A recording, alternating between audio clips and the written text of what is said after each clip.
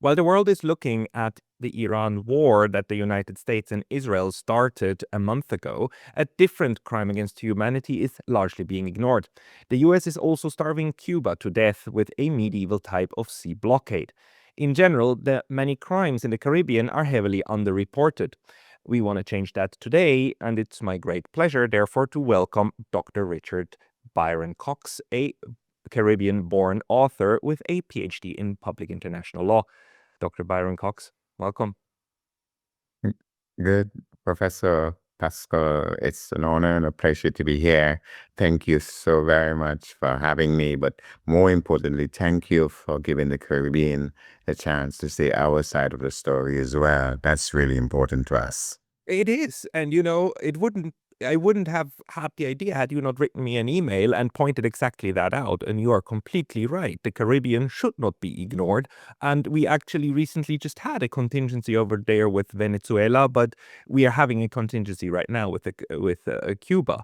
Can we maybe start with that one? I mean, how is the entire Caribbean politically developing at the moment, and what is this impact of the United States' new kind of insane version of coerciveness? Yes. Well, as you are aware as a student of history, after the 1812 war between the United States and its former bosses, so to speak, England, 11 years later, there was what was called the Monroe Doctrine by James Monroe, who was then president of the United States. And it was sort of the idea that, look, this is the Americas, and you Europeans would stay out now. Colonialism is over. However, that did not apply to the English-speaking Caribbean, okay? We still maintain, until quite recently, our colonial relation. However, as regards Cuba, as you know, Cuba's independence came about after what was called the Spanish-American War, and you're aware of that. Now, however, after Cuba gained its independence at the beginning of the 20th century, Cuba really actually became a colony of the United States in many ways.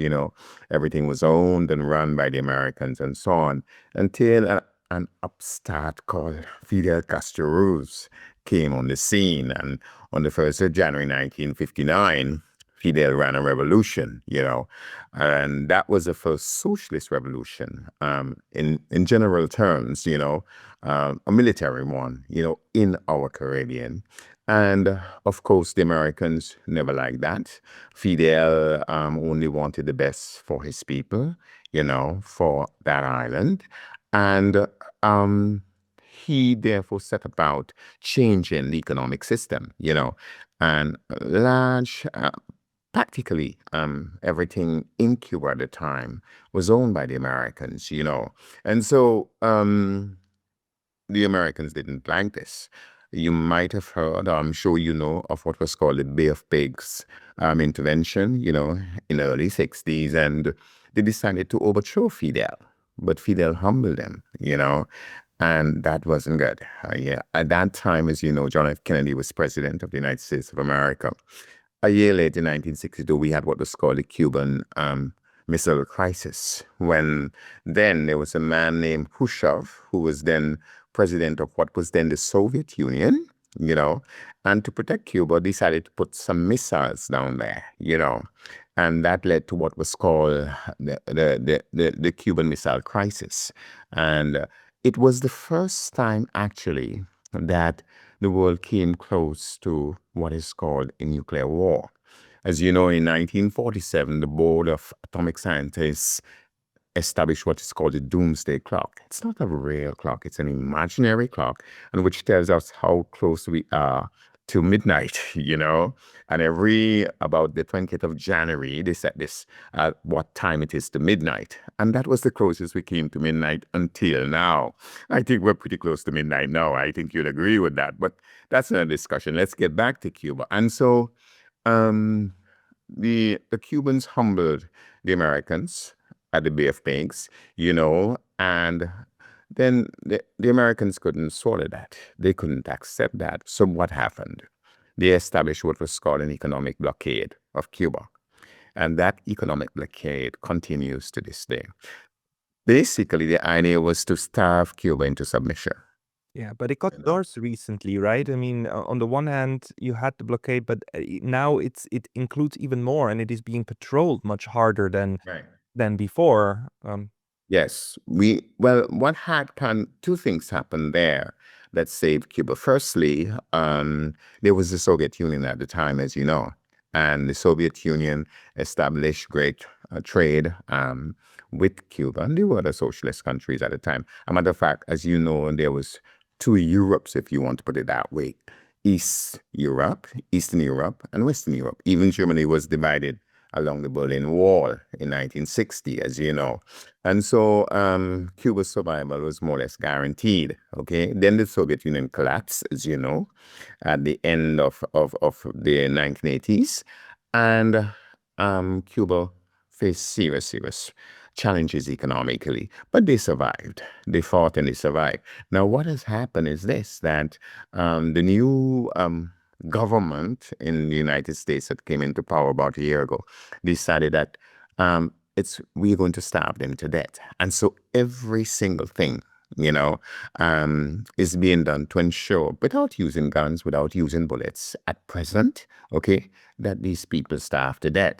Now, what you're seeing here, I don't know if you're aware of this, but more than 60%, around 60% of Cuba's energy comes from abroad. It only provides about 40% of its own energy. The rest comes from abroad. And the Americans have determined that, look, you're not going to get any energy. Now, let us be practical and real here in our discussion.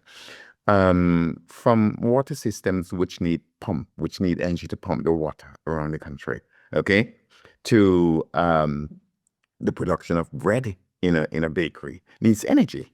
Okay. And so what you're looking at here in real terms is that you're trying to starve a people into submission.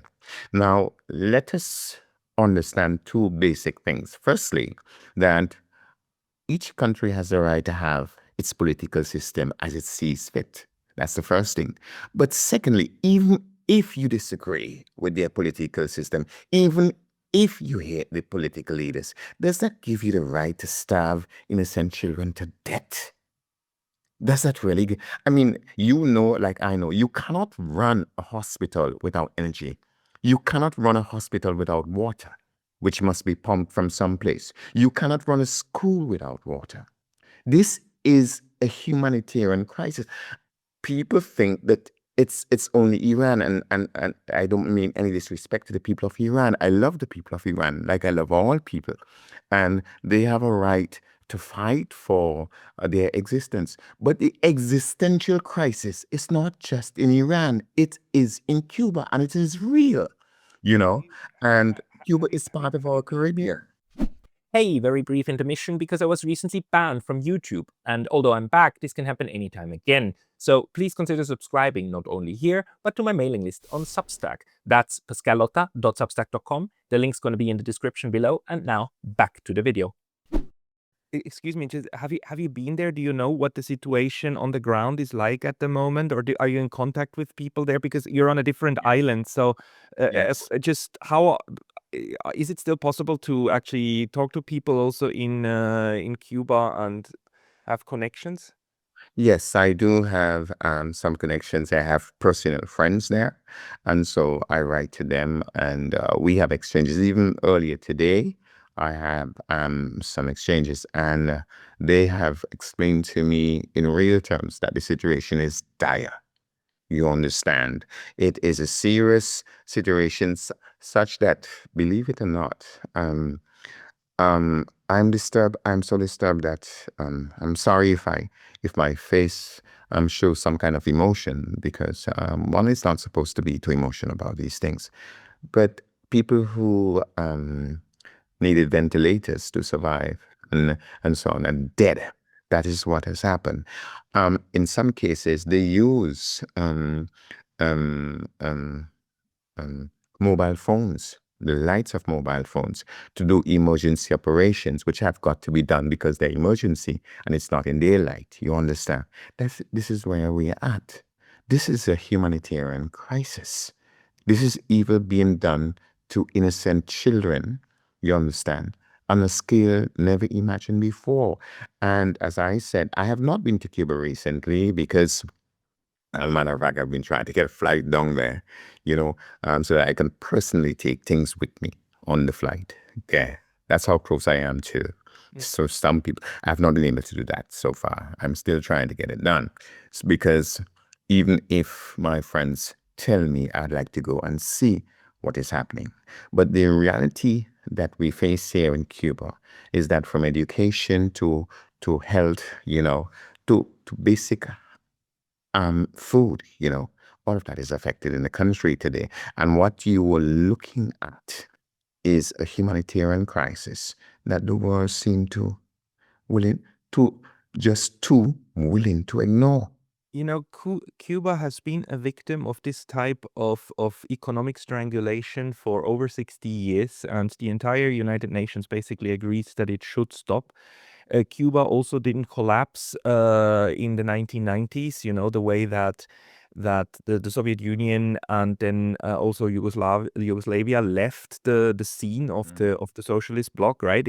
Cuba and North Korea both showed that they are not the same. They are not the children of the same political developments, right? They maintained their stability, just like Iran did. I mean, in terms of governance structure.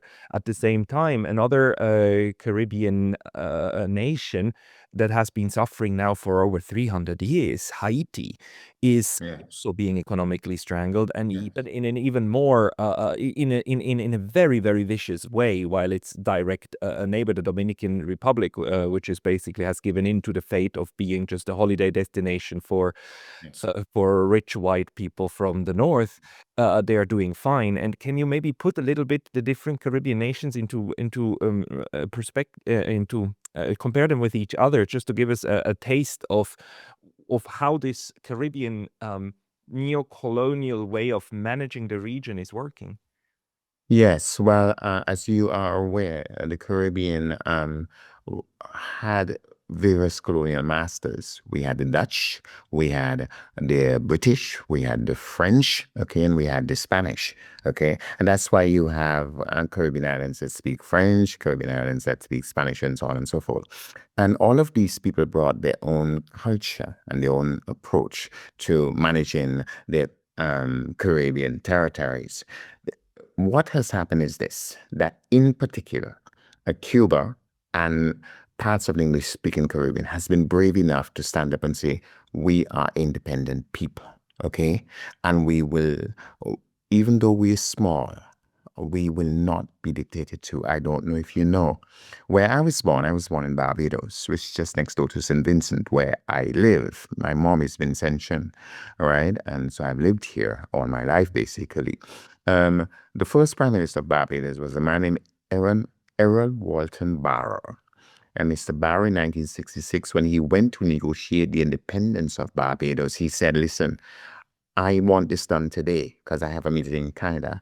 And by 6 o'clock this afternoon, I will not be found loitering on the doorsteps of colonialism. Outside of that, when Barbados finally became independent, this is what he said. We are friends of all and satellites of none. You understand? So, Can you repeat that? Friends of all and satellite of none. yes, that's You what he know, said. you know, you know who said a very similar sentence to this one? Very similar.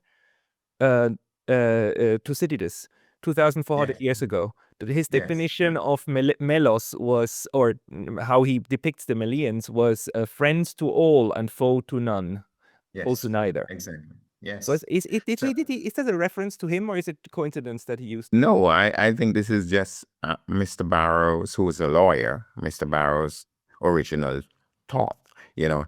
But then what happened is that in 1959, as I said, on the 1st of January, Fidel ran this revolution, and it was a declaration that, look, the Monroe Doctrine, you understand, does not apply to us.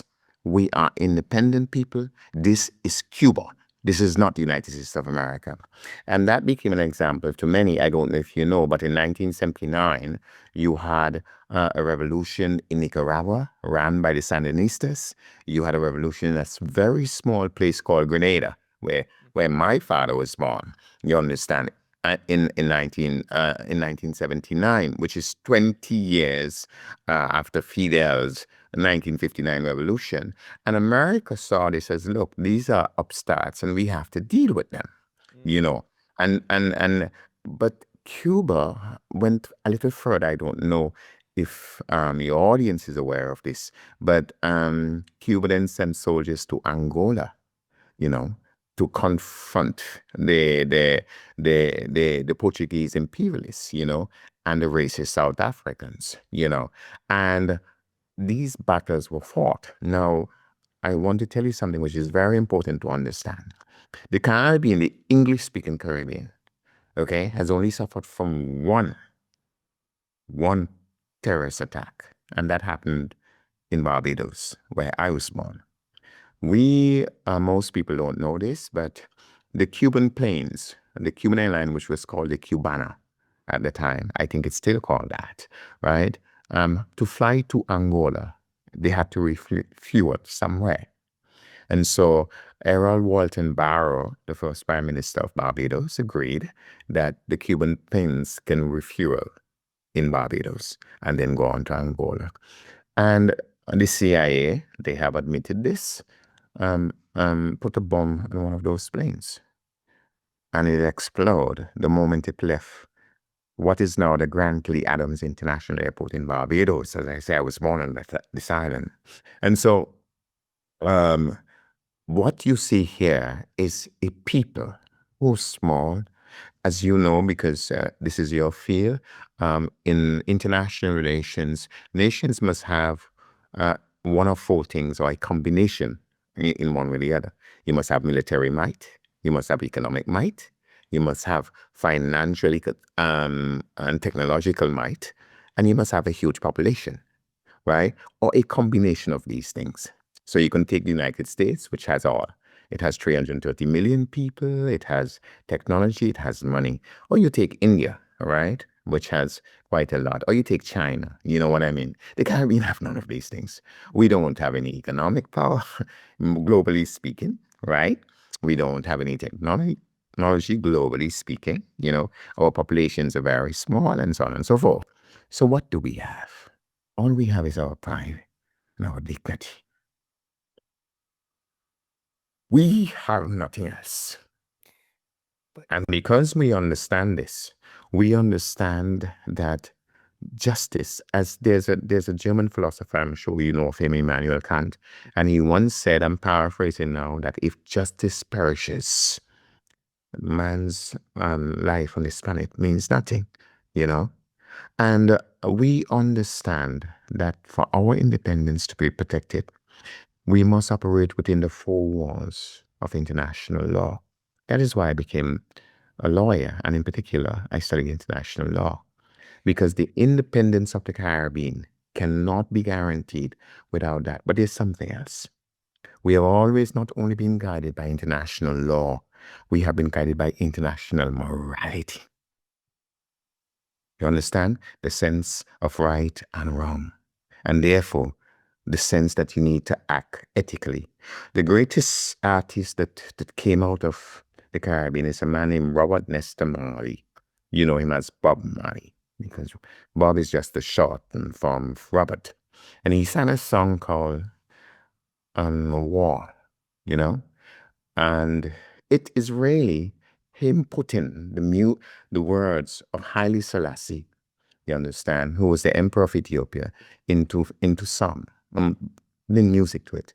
And the end of that speech, it says these words: we Africans will fight, and we know we shall win, because we are confident in the victory of good over evil.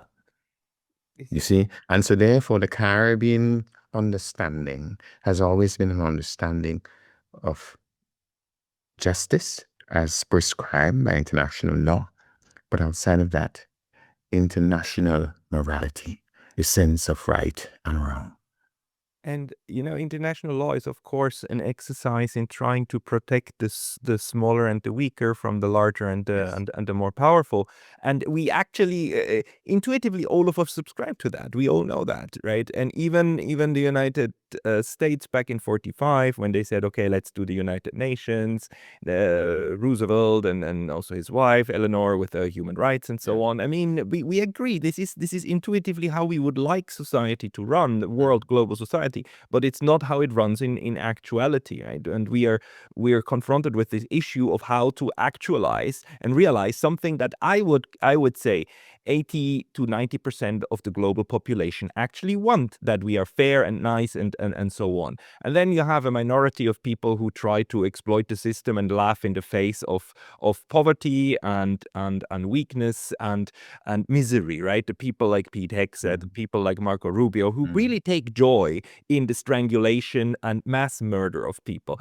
But they're a minority. So the question is how to get to the point where this international law is also actualized the way that we would like to have it. Now, the Caribbean is though also interesting because the resistance movement, even though your islands are so small and even though the populations are small, the resistance has been there for hundreds of years. And I think especially Haiti has resisted, has the first slave revolt, thrown out the whites, thrown out their masters, and have been punished ever since. The Cubans have thrown out their the colonizers from the north and from especially the United States. And they've suffered ever since for this. What is it then that inspires this so much? And maybe one more question, since the Caribbean, then also a large parts of the population is ethnically connected to the slave trade and was brought to the Caribbean from Africa. Is there still, to you, since you quoted Bob Marley, who quoted Salisi, is there still an African connection? Do you still feel connected to the African continent in the Caribbean? Well, the Caribbean does not exist without Africa because, as you correctly said, a significant part of the Caribbean population came there in chains, as slaves. And we do not exist without our history. There was a great Jamaican leader. You must have heard of him. His name is Marcus Mosiah Garvey. And Garvey said that, look, if you don't know your past, you're destined to basically fail because you have to know where you come from in order for you to understand where you're going to go. There's a poet from St. Vincent. No one knows him. His name is Danny Williams, and he wrote a poem called "We the Cenotaph." And in that poem, he says this: only the future is ours to desecrate. The past is the mischief of our fathers. Yeah. I'll repeat that. The past is the mischief of our fathers, and only the future is ours to desecrate. What am I trying to tell you? The Caribbean people understand that we come from a past which is quite mischievous, you understand, and much has been done to us. But the future, it's only us can determine that. But we know, I think you know very well that, for example, during the Second World War, all of the Japanese who lived in the United States were rounded up and put into concentration camps. The same thing didn't happen to the Germans because the Germans were white. Okay, the Japanese, right, were Asian. And guess what happened? Once Japan got itself on its economic feet, the Americans had to pay reparations. Okay? From the 17th century until now, even before the 17th century, the black people of the Americas have been enslaved, we have been terrorized, stigmatized, brutalized, enslaved, and genocide. Not a dollar has been paid in reparation to this day. Not a dollar. And Okay, there was just this week there was a vote at the United Nations about justice. The worst crime in humanity. Yes. And making it the worst crime in humanity, there was only 3 states who voted against it. Only 3. Interestingly, one was the United States of America. Of course, United States, Israel, and Argentina. Yeah. All right. You white colonization proud Yes. nations, but Right. okay, that's just a side note. Thank you. Yeah, but the point is this. Let's get to what you really asked me. The point is this, that we do not exist in a vacuum. We exist based on our history, where we came from as a people. And so the Caribbean people today have always been aware of these terrible injustices that has been visited, so to speak, been visited on the Caribbean people. And we don't hold any hate or any grudges, because the Caribbean is a mixture of people. We have whites and blacks and Indians and Arabs and so on and so on. And we understand that in for us to go forward together, we all belong here. You know what I mean? And so therefore we have to build a new community. There was a man called Franz Fanon. I don't know if you ever read him. He was from Martinique, right? And he wrote something called The Wretched of the Earth. He was a doctor, a psychologist. And I think many people have read this book and understand a lot of what he says. But the fundamental point is at the end of the book.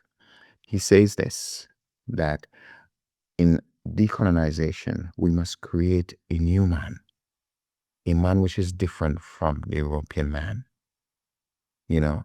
And that new man must be a man based on what? What should he understand? That justice is essential, you know, that morality has a place. Now, you and I are talking about the Caribbean, and you began this discussion with Cuba. I think you know very well, because I know you follow these things, that the present president of the United States said, I will take Cuba and I will do what I want with it. That's what he said. It's not me say that. I'm not making up a story here. Do you understand what that really actually means? It is not just a disrespect for international law and international morality. It's a disrespect for the very dignity of the Caribbean, for the dignity of the Caribbean people, not just Cuba, Y- the Caribbean people. And you all understood it in that way, I suppose. It's not just the Yes. Cubans. It's like everybody in the region understands this man has no respect and no, I mean, the insult that Yeah. comes through these words is quite profound, isn't it? Yes, and we have learned from a long time now that might is not right. You understand? Justice is not what I want or what you want, but what should be, based on objective reality.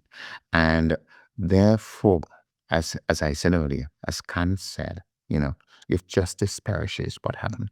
And what we're seeing now is that justice is perishing, you know, and a lot of people seem to think that because we are small, because we are tiny, we don't matter. I'm sure, I know you're not a medical doctor, you're a specialist in neutrality studies, but I'm sure you heard of the stapes. The stapes, the smallest bone in the human body, in the air. And they're so tiny, and you think, oh, they're not of importance. But once these things are broken, your balance is disturbed. You understand?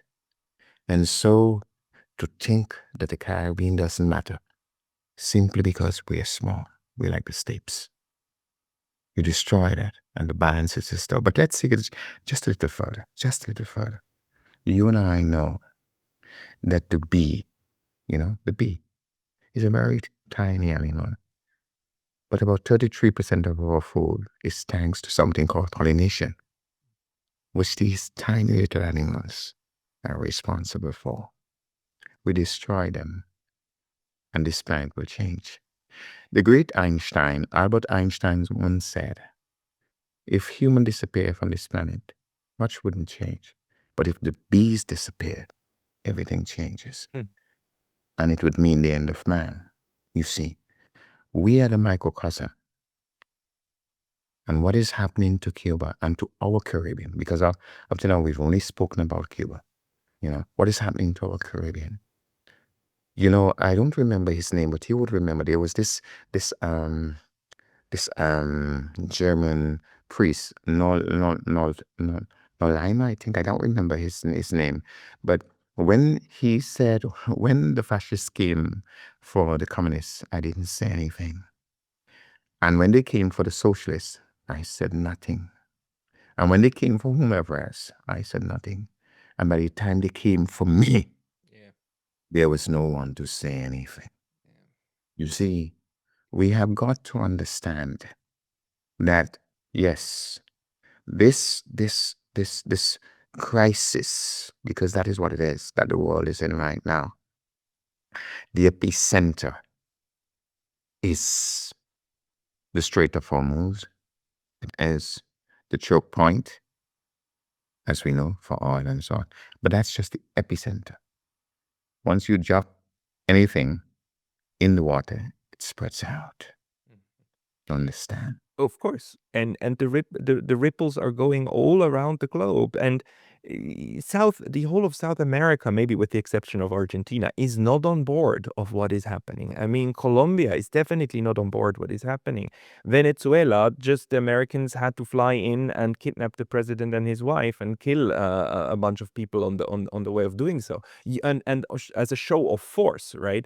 And then gloating about it and laughing and showing like, look at how great we are and look what we can do. And the whole of Western press corps basically goes like, ah, we're so surprised that it's happening, but look, Maduro is here in chains and whatnot. And it's again a moment when this collective West just actually shows kind of its face that at the end of the day, they're still happy when might wins over right and when might can overpower international law. And this is, of course, hugely troubling to a lot of people. But overall, there are differences now to how things used to run before. I mean, how about the inter-Caribbean and also inter-South-South relationship, Caribbean with South America? Is there do you see that more cooperation is starting now? Well, yes, and I'm glad you got there because what we have got to understand is that with this hegemon over being overactive, you understand, uh, things like ALBA, which is the Bolivian alternative for Latin America and the Caribbean, things like the Petro-Carib, where Venezuela provided oil because generally speaking, the Caribbean is an energy starved place. We have now discovered some more in Guyana and so on, but generally speaking, and things like the Petro-Carib, the ALBA relations and so on, and the ALBA Bank, which provided some support, for um, many parts of the Caribbean, and no more because the hegemon has decided that no, this is not going to work. We're going to go down to Venezuela and take out whatever and so on and so on. And so therefore the Caribbean suffers greatly because of that. We have different organizations. The English-speaking Caribbean and Haiti has what is called CARICOM, right? The Caribbean Community. We have what is called the the Association of Caribbean States. Okay, there are different circles of interrelation, but the fact is we all face a hegemon who tends to think that there's no limits to their power, right? Even though Korea in 1915 showed that, even though Vietnam showed that, even though even Afghanistan has shown that there's limit to this thing. You understand? But in their toolbox, the only tool they don't have diplomacy. They don't have international morality. They don't have law. The only thing they have in their toolbox is force. It's violence. You understand? And that's the only thing the Caribbean does not have in our toolbox. We have everything else. Do you understand? Except violence. And because of that, what you're facing now is a situation where you have a set of people called Caribbean people who are willing to use diplomacy, who are willing to use international morality, who are willing to use international law, you understand? But have to be with a hegemon that doesn't understand any of this whatsoever. And unfortunately, that hegemon also doesn't shy away from just. I mean, again, use of force. A blockade is an act of war. That what is happening to Cuba right now is under international law recognized as an act of war. The United States has intervened several times in Haiti and just flown presidents out of the country. Yes. Other states are under constant threat, but at the same time, just as you're saying right now, the people of the Caribbean are obviously unhappy about this. I mean, that's the one thing that the United States can't really change. Well, the truth is, I'm in St. Vincent. Next door St. Vincent is a place called St. Lucia, right? You would say in Spanish Santa Lucia, okay? And actually, it's the only nation on the face of the earth named after a woman, by the way, right? And yes, and the Americans just came down and dropped some bombs on some fishing boats, you know, and that was it. As you know, they have been bombing the Caribbean waters, and more than 100 people have died. What you have now is fishermen afraid to go out to fish because you don't know when the Americans are going to bomb you and claim that you are trading in drugs. You understand? Yeah. Now, what does that do to a place like St. Vincent or St. Lucia? It seriously hampers what we call the blue economy. You understand? It seek it seriously damages our food security because fish is part of our food security. Okay, but more than that, you know, there are very few countries in this world where capital punishment, in other words, sentencing you to death, you know, is a sentence given to you if you're found guilty of drug trafficking. And nowhere in the Americas, nowhere in the Americas is there a country, as far as I know, and I'm a lawyer by training, that says that if you're guilty of drug trafficking, you're going to be hanged or you're going to be killed. You understand? What the hegemon is doing is this, that you see a boat sailing out there in the water, you don't know what kind of boat it is. But even if you suspect it's a drug boat, what you do is you drop bomb on that boat and kill everybody. They have not been taken to a court. They have not been given a chance to defend themselves. But you have no evidence whatsoever that they are trafficking in drugs. But even if you had that evidence, as I have just said, there's no country in the Americas which says that you are supposed to be punished with capital punishment. You understand? Yes. For having traded in drugs. So what I'm trying to tell you, the hegemon is breaking every single rule. Yes. You understand? As regards law and order. But beyond that, the hegemon has no understanding whatsoever of international morality. No, it doesn't. It doesn't. Yet it's unfortunately able to do that because nobody stops it from the outside and from the inside. I mean, these acts of violence should be or are illegal even under the U.S. Constitution, and we have seen how the U.S. political establishment has been able to break its own laws. I mean, that Donald Trump just started a war,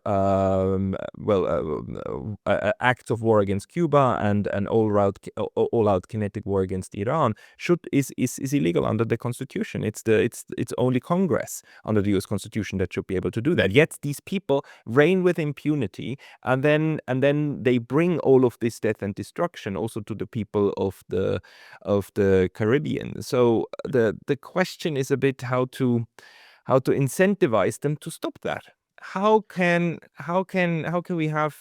we get to a place where their own system would stop this kind of transgression? Well, you see, um, um, you are a professor. That's who you are. You're an intellect. And therefore, you're governed by rationale and by reason. You're governed by logic, right? Because that's who you are. That's the nature of the person that you are, right? Now, when you have raw power, an overwhelming power, which is not educated, right, by learning, which is not cultured by reason, okay, and which is not restrained by decency, morality, and humanity. What do you have? What do you have? Think of that. What do you have? You see? And what we need to to point out is this. Let me give you, I mean, there's so much we could talk about as regards the Caribbean and the hegemon. One of the things the hegemon is doing now is that all of its rejects, It's criminals and so on and so on. It is forcing the Caribbean governments to keep them. You understand? That's Okay. yes, that I thought they are right. exporting No. them to South America. They are exporting Yes. them to Caribbean. Yes. Yes. That is what they're doing now. But what they fail to understand is this, that it is going to come back to haunt them. The Caribbean does not have the resources to deal with such criminals. You understand? These are high-tech people. And you put some in Dominica, you put some in St. Vincent, you put some in Barbados or wherever you put them. They're going to come together. You understand? And the Caribbean does not have the economic wherewithal that would give them the kind of money and the kind of wealth they want. So they will come together, and guess what they will do? Go back straight to America. That's what is going to happen. And America does not understand that it is in their interests to ensure that these people are not exported to the Caribbean. It is not we are not the ones who say that we are America's backyard. They are the ones who say it, that this is their backyard. And Professor, imagine you have garbage in your house, right? Garbage, a lot of garbage. And you know what you do? You say, I'm going to get rid of it. And you put it just outside in your backyard. Now, isn't that nonsensical and foolish? It is nonsensical and foolish. You see, so therefore, in an ordinary circumstance, a person like yourself, right, can be brought to reason.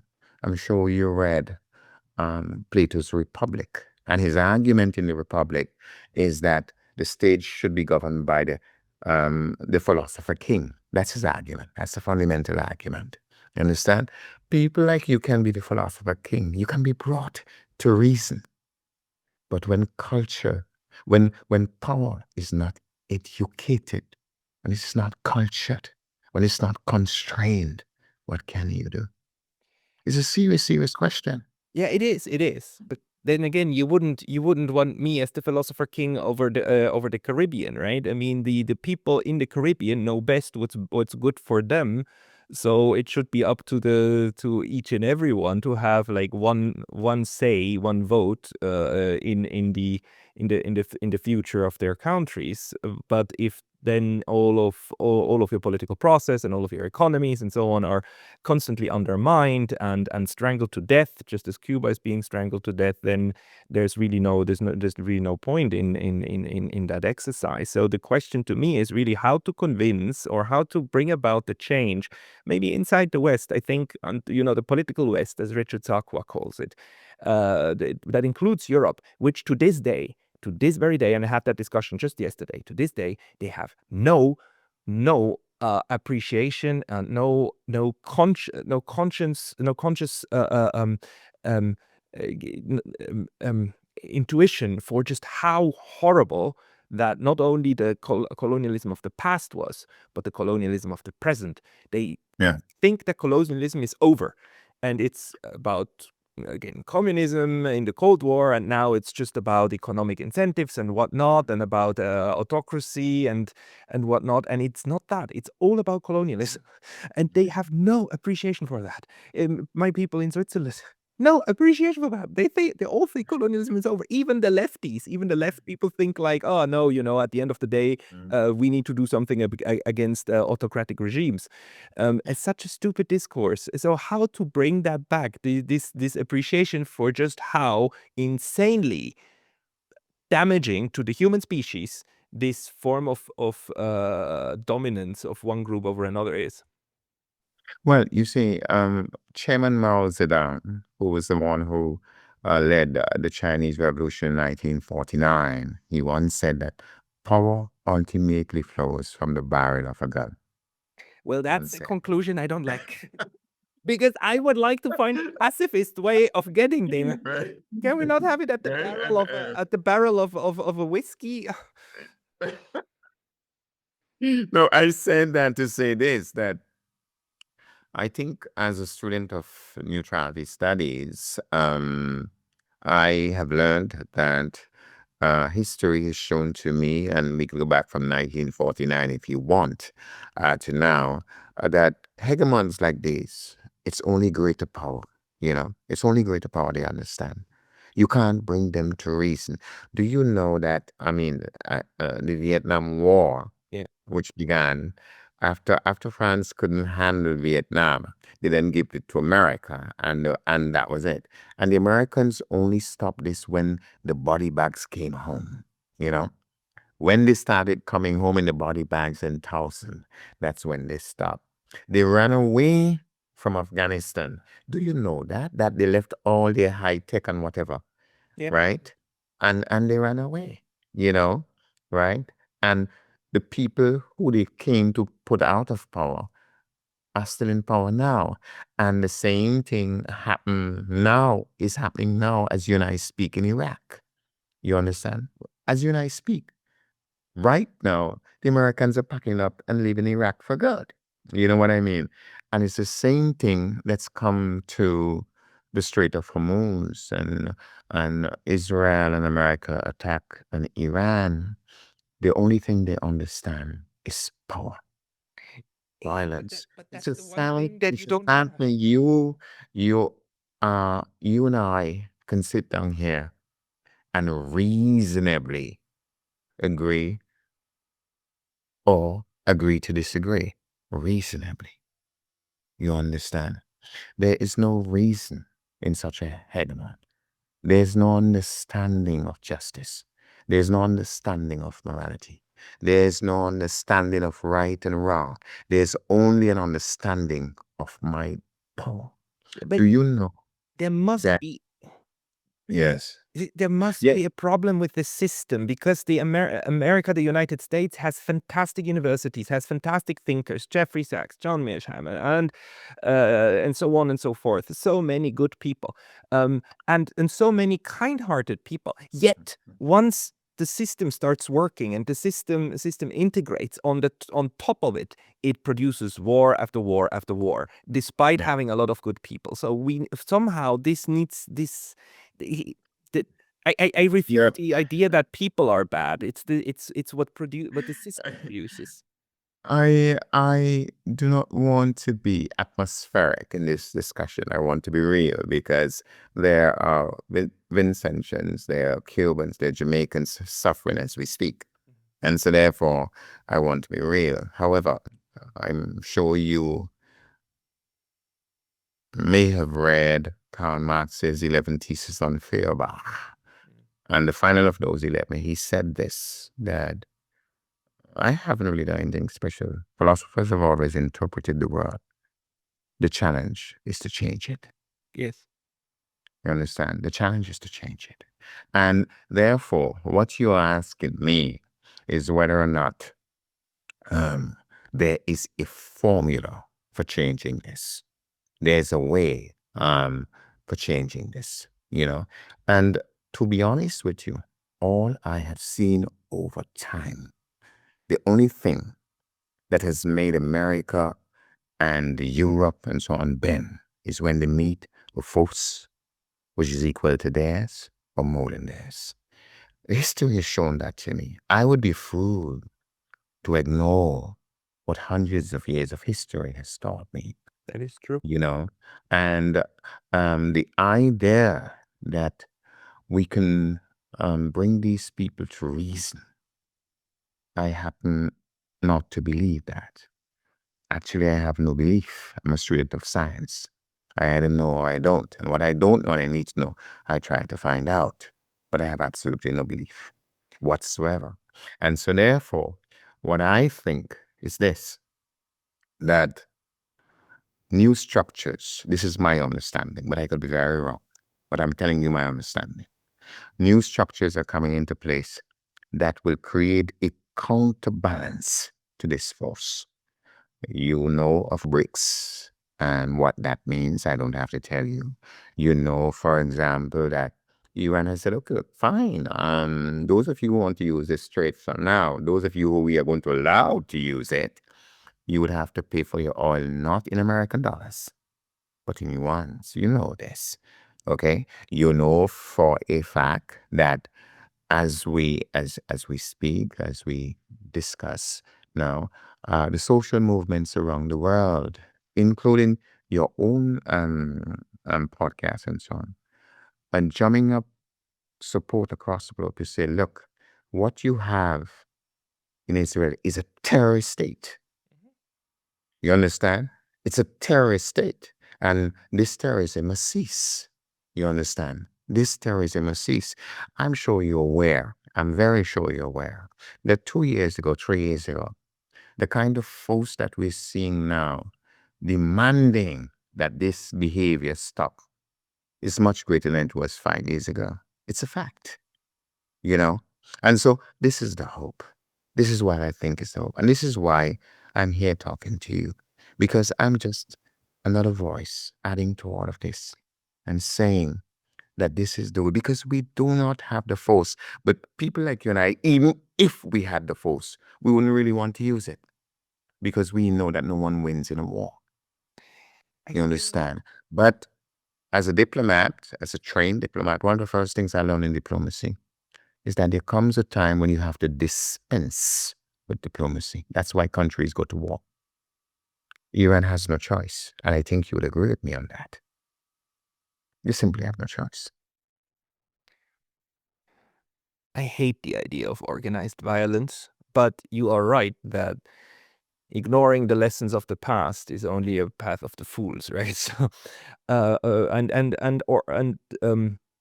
armed resistance is a right, even under the United Nations, to colonialism, and it's a right for a reason. And the reason is that the peoples of the global South managed to tell that the peoples of the North, look, if we have a right to struggle for our independence, and they had to acknowledge it. And the way that this is being brought up again and again is actually a sign of hope. I just also still have the hope that it might be possible at some point to, to federate, to ally with the suppressed and the oppressed people inside the United States, because they are in the tens, if not in the tens of millions, the poor and repressed, who are also from very similar backgrounds, right? In New Orleans, in the entire South, that there's hope in reform from the inside of the hegemon, in order to make the hegemon a normal country that will normally interact with St. Vincent the way St. Vincent interacts with Barbados and with Cuba, right? I mean, that would be that would be the goal, right? Yeah. Well, I must say that I admire your hope. You remind me of Martin Luther King Jr., who once said that he was a very hopeful man. And there are two things which I can use many other examples, but I just use two. As you know, in his famous speech on the march on Washington, he said, "I have a dream that one day I would live in a society where my 4 little children will be judged not by the color of their skin, but by the content of their character." He also once said, "The arc of the moral universe is long, but it bends towards justice." You know, and um, those things give you hope. One of his greatest book is called something called Strength to Love. And when I read it, I was a 16-year-old, 17-year-old boy. I was a child when I read it. And what you saw in it was hope. Hope. There was a man called Chico Alvarez Mendez. He was a Brazilian, and he was a rubber tapper. You go to rubber trees and you get the rubber, you lead the bark and you get the rubber and so on. And he was murdered. He was finally murdered by the latter Fonde by, those who wanted the lands. But before he died, he said this. He said, "When I started this struggle, I thought I was trying to save my job," because that was his job. He was and then I thought I was trying to save my community. And then I thought I was trying to save the Amazon. And now I know I'm trying to save the world. I'm trying to save humanity. Why am I telling you that? You see, the issue here It's not. This is what I've been driving at all the time. The issue here is not the colonized people or the people of the South and how much we suffer and so on. That's not the issue. The issue is until we come to the point of something called our common humanity. Whether you're Swiss or you're Barbadian or Vincentian, that this law belongs to us all. Until we come to the understanding that what is in front of us now is not just saving life on this planet, it's saving the life of the planet. Yes. And Because we are closer than we ever were to a nuclear war. yes, we are. Yes, we You are. understand? And I'm sure if the board of atomic scientists were to set the doomsday clock, they would set it now at probably 15 seconds to midnight. You know? And so until we come to that point, this is not merely about the Third World, about the Caribbean, about Cuba. But this is a question of our common humanity. And we are now not arguing about saving life on the planet. The question is saving the life of the planet. Yes. Yeah. And we haven't come to that understanding yet. No, we haven't. And a large part of the problem is that there's people who think that they live in a garden. Josep Borrell literally said so. And the people in the garden do not understand that the garden is actually just the inner ward of an asylum for the insane. And somehow we would need to teach the insane how to actually integrate in the larger garden. So how to do it, the methodology, how to get there, that's the big question. But that's something that we can try to figure out also in collective thinking together. So, and I thank you for this exercise in collective thinking. The Dr. Byron-Cox, where should people go who would like to read more from you? Well, actually, unlike yourself, as I don't do podcasts or anything, but I'm a writer. I write books. And so you can always go to Google and just put my name in, Richard Byron-Cox Books, and you'll see some of my work. I'm presently writing more literature and philosophy than anything else, and but I don't do podcasts and things like that. I think, um, you know, I was born in Barbados, as I said. It's something I learned. I don't know if you ever looked up Barbados or, but it's it's a fantastically organized island. It's very, very well organized, And the Bajans always believe that they can build an island of prosperity in an ocean of desperation. It's nonsense. And I've tried to explain this to Bajans, but they don't listen. You cannot build an island of prosperity in an ocean of desperation. And so you have these Europeans who believe we are the golden billion. Yep. And so we can make the rest of the planet desperate, while we walk on the streets of gold. It is a nonsensical and foolish pursuit. It's an illusion to be pursued, but never attained. You better believe that because it's real. And time has proven that, So my task is basically to do what I'm doing now. And I want to really thank you on behalf of the Cuban people, on behalf of the Caribbean people, on behalf of St. Vincent and Barbados, but on behalf of humanity for having me. Thank you very much, Richard. And we will have you again, and we will continue this discussion because at the end of the day, I am convinced we will figure it out. I'm convinced we'll figure it out. We are 8 billion people on this planet. It's not possible that we cannot collectively figure out how to not constantly kill and rape and murder each other. We'll get there. Just it might take a little bit more time. Richard Byron-Cox, thank you very much for your time today. Thank you for having me. It was wonderful being here. Thank you.